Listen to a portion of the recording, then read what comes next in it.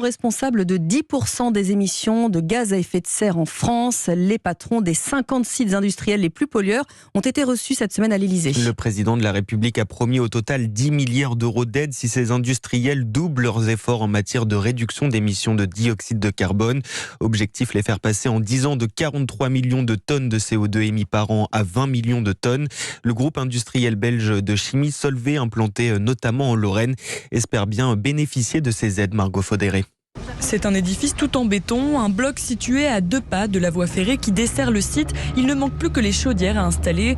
Cette nouvelle centrale va créer de l'énergie grâce à un procédé propre, local et durable, à base de déchets non recyclables, explique Philippe Keren, un des responsables de la société Solvay. C'est le bâtiment que l'on voit ici derrière, qui va brûler donc ces fameux CSR, donc combustible solide de récupération, qui proviendra principalement de la région Grand Est. Donc l'énergie qui va être produite ici, c'est-à-dire de la vapeur et de l'électricité, va traverser la voie ferrée et alimenter les unités qui sont de l'autre côté de la voie ferrée, qui produisent du carbonate et ensuite du bicarbonate.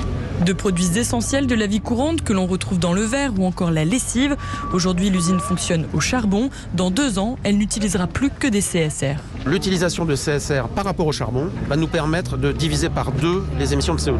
Soit 240 000 tonnes de CO2 en moins par an ou l'équivalent de 5% des émissions annuelles de la ville de Lyon. Le reportage de Margot Faudéré.